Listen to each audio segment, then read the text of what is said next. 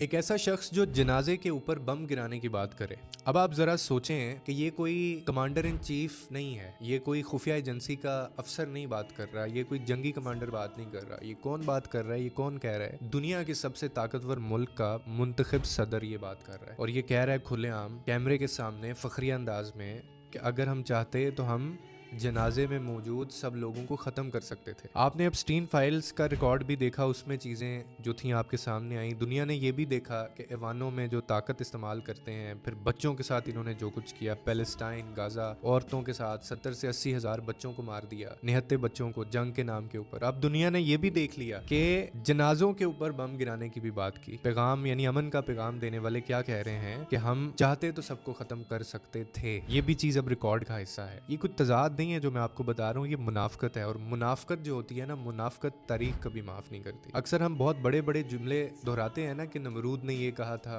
और यजीद ने ये कहा था, फिरौन ने ये कहा था। तो ये भी अब रिकॉर्ड का हिस्सा रहेगी चीज़। ये आपकी हिस्ट्री बन रही होती है। अल्लाह ने ये चीज़ें इसलिए दिखाता है वो कि आपसे आगे आने वाले भी जो ताकतवर लोग हैं वो भी ये देखें कि पिछलों का क्या हाल हुआ है। या आप 10 से 15 5 साल ठहर जाएं, आप ये नाम दुनिया में लिया नहीं जाएगा। कितनी उम्र हो गई होगी डोनाल्ड ट्रंप, ये नाम दुनिया तारीख याद नहीं रखेगी तो किस तरह से रखेगी आपको भी याद है। अब मैं आपको बताता हूँ कि बम गिराना चाहते थे, गिरा सकते थे, तो इन्होंने गिराया क्यों नहीं? क्योंकि बहुत कैलकुलेटेड हैं, बड़े डरपोक लोग हैं। इनको पता था कि जनाजे के अंदर आयतुल्लाह खामनई के सिर्फ ईरानियंस मौजूद नहीं है, उसमें 100 से ज्यादा मुल्क के नुमाइंदे मौजूद थे इस जनाजे में। इनको पता था मुसलमान थे, ईसाई थे, हिंदू थे, चीनी थे, रशिया से लोग आए, सीरिया से लोग आए, अमेरिका से लोग आए, अफ्रीका से लोग आए। यानी हर तरह का मजहब, हर तरह का शख्स, हर तरह का डेलीगेशन, हर एक की अपनी अपनी फौज, हर एक के अपने अपने मुफादात। इस जनाजे के ऊपर बम गिराने का मतलब ये था कि आप 100 से ज्यादा मुल्कों को निशाना बना रहे हैं। और उसके बाद आपको ये भी पता था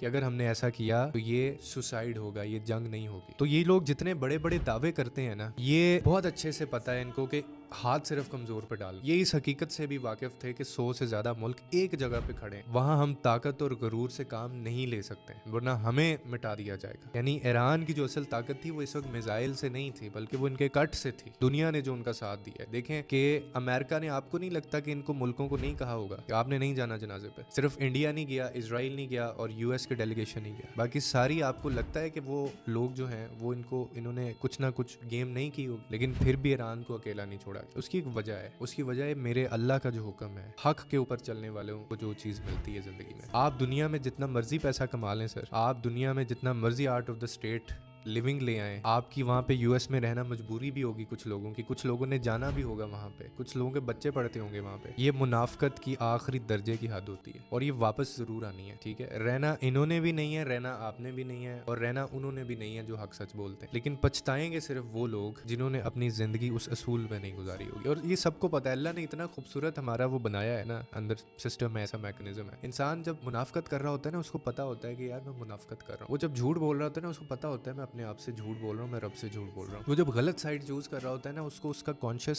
सुकून से रहने नहीं देता। यही वजह है कि आप बेचैन हैं। तो कुछ लोगों की मजबूरी है, वो नहीं इनको बुरा भला कह सकते, उसकी बहुत डिफरेंट रीजंस हैं। लेकिन आप ये देखें, इतने बड़े बड़े दावा करने वाले, इनकी मुनाफकत किस तरह से सामने आई। गिरा सकते थे तो आपने गिराया क्यों नहीं? क्योंकि आपका बस सिर्फ कमजोर पे चलता है।